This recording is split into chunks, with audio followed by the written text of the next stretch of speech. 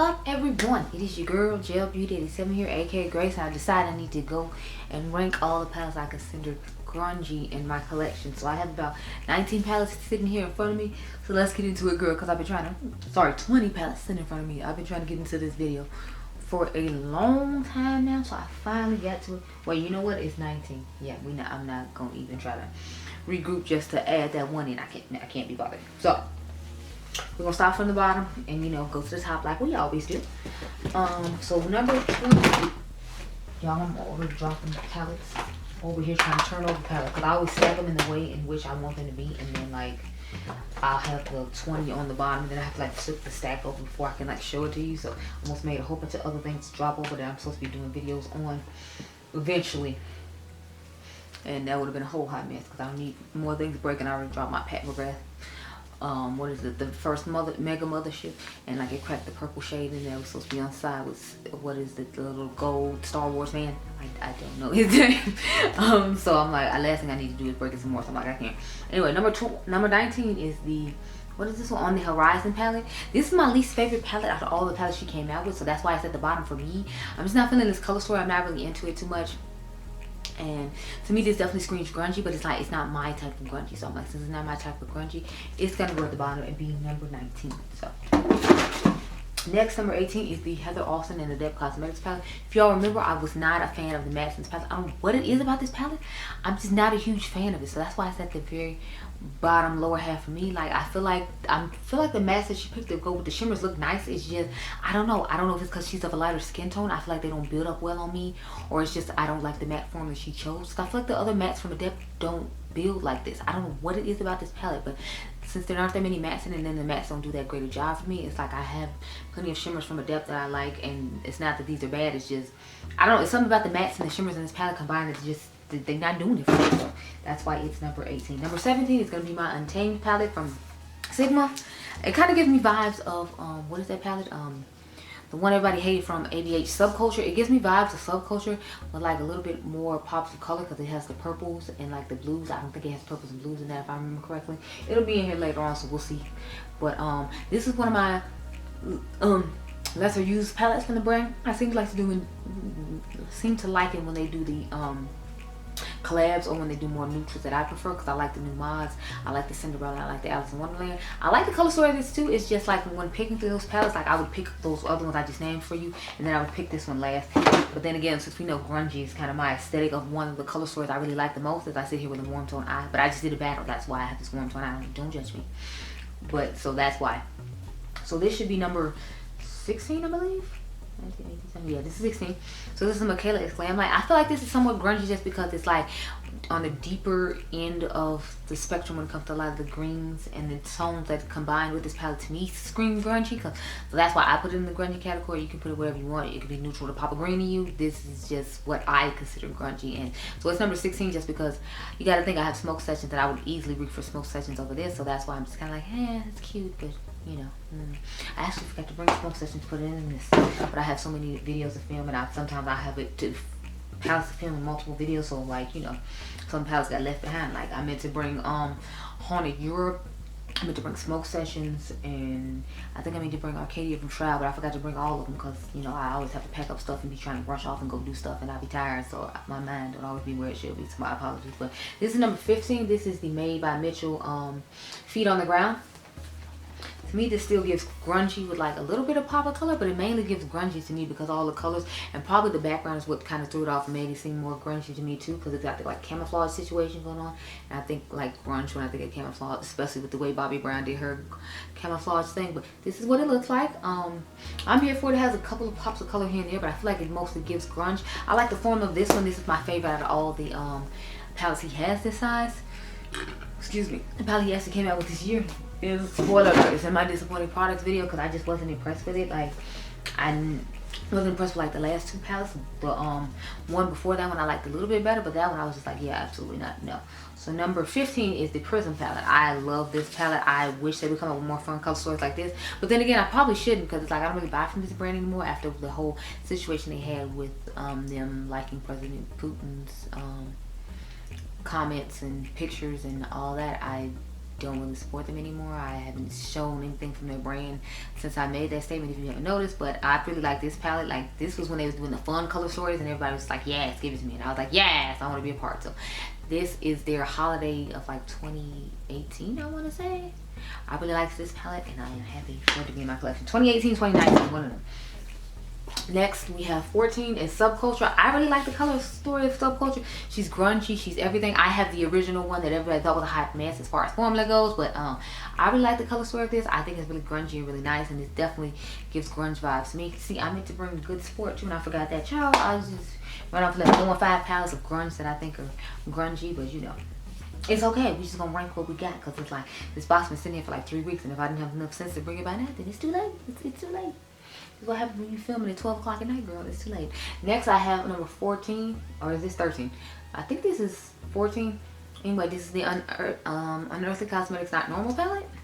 I don't know if they still make this one anymore. I want to say they do, but y'all know I'm all about this. To me, this is like the more affordable version of the Beetlejuice palette. If you can't grab, obviously you can't grab a Beetlejuice palette anymore without paying $1 million to somebody selling it on Mercari. So it's like, if you want this palette, definitely go ahead and get it. I think it's a beautiful color story. I made a nice little purple green moment with this palette, and I've done like 2 or 3 other looks with the palette because I really like it. And y'all know I own a million palettes and I'm always reviewing palettes, so it's nice to be able to use older palettes. The fact that I feel like I use this one so much is why it's so much higher up. So we got Bronze with a Seduction, sorry, Bronze Temptation from Mother. This was from 2018 or 2019 when she did these palettes. I love how she always changes up what she does for holiday. She did the palettes, she did the little quads for a little while, she did a palette set like this. Now she's into the Mega Motherships. I feel like she's gonna stick with the Mega Motherships for a while though, because a lot of people are willing to buy those during the holidays to try out Pat McGrath or add them to her collection. She knows she can get the extra holiday money, plus they're more reasonably priced, and then when she does the holidays or whatever, it's good. I really like this one. The only thing I didn't like was the red was actually red. That's what made me mad about this, because I'm thinking I'm gonna do a red green look, then no, it turns into that yellowish orange color, and I was pissed because I'm like, I don't really like shades like that. And the fact that like the one other holiday shade in here that's supposed to match, it turned into something else, it kind of made me mad. The formula is still great because of course it's Mother, so I mean I can't complain too much. So I think that was 12. So I think we're on 11. Don't quote me. I hope I am right. If I'm not, my bad. So I have the Blueprint palette from Mented Cosmetics. Now remember, I did change mine around because I don't feel like brown and blue is really grungy, but I changed mine around to where it's like blue and purples. I'm sorry, blue and gray. So I feel like this is more of a grunge to me. I couldn't find another shade that I feel like would go well with that, so I just let that shade for inner corner highlight for both sides. So I feel like that works and it looks nice, so I was okay with, you know, this color story right here. And you know, I use it from time to time. I love recreating palettes, if y'all haven't noticed, so I do that. Next I have the Fenty Cosmetics. I believe this is number 10. This is the Druid palette. This is the very first palette they came out with from the brand. As you can see, this definitely screams grunge to me. It has like the dark greens, it has the darker brownish reddish tones to it, and it has some interesting dual chrome and shimmers that go along with it. They look really nice, so I'm happy to have this in my collection. I was like kind of iffy about getting it, but I'm glad I ended up buying it. So now we have number, well, this is number 9? I think it's number 9. Y'all, I've lost count now because I was talking about other stuff. Anyway, next I have the Photosynthesis Quad from Tom Ford. To me, this does give grungy vibes for like the luxury lovers who like, you know, pops of color, because I like the fact that it has a turquoise in it, and then it has the brown and the gold, and then it has this unique dual chrome shade. So I feel like this is a good grungy palette if you're more of a luxury makeup connoisseur and you want to add to your luxury collection. The only thing is that doesn't exist anymore, so you have to find it like I think they sell it at, I think they had it at Nordstrom's Rack. I remember Dr. Ash on her makeup said she got hers from Nordstrom's Rack, so you might want to check there. But I think that was like at least a year ago, so she might not, you know, she might not be able to even be found there anymore. You might have to find it from somebody on Mercari or something. But if you're interested, it's called Photosynthesis. So number 8 is Quintessential from Talia and City Grace. That's who the first one was by too. When you put all 3 of the palettes together, they make a shape. But this is what the color story looks like. I like the color story of this one a whole lot better. I think it's because it has the pops of color, but you still get the gray, neutral, grungiest tones, and then you have some pops of color to put in your inner corner, or to put on your lid and then put the more grungier shades in the inner corner to give a nice little cute balance. So there's that one. Number 8 is the Velvet Dust palette from Lethal Cosmetics. Y'all know I love me some Lethal Cosmetics, and to me this definitely screams grunge. Now it's not traditional grunge because it has pops of color in it, but I mean like these deeper shades back here and like these weird poopy greenish yellow shades, and then like the deeper mattes right here with just a few pops of color is what makes it a unique fun palette to me. I really like the color story of this, and I love Lisa palettes, as y'all know. I have their 2 new palettes coming right now. I think they said it's supposed to be here to December the 12th. I'm hoping they come at the end of this week, because it's like I want to be able to make the review, and then like at the beginning of the next week, close to Christmas time, you all see me ranking on the palette. So hopefully all my Christmas palettes show up soon. I'm still waiting on the Unearthly palette, and I'm waiting on the 2 from, what do you call it, from Lethal, like I said, and I got the 2 Ace Beauty ones already here, so I don't have to wait too much longer, hopefully. So next we have the Waiting Room palette. So this is the Beetlejuice and Mented Cosmetics Waiting Room palette. The owners of Milk love Beetlejuice, so they were excited to get there. So I'm sure they were excited to get this collab. And to me, this is definitely a perfect grungy color story, because it's like it gives you a pop of color to use, but it still has deeper, grungier mattes to go with all the pops of color that they put in the palette. And I just think it's like a really nice color story to go by. What's all these noises out here?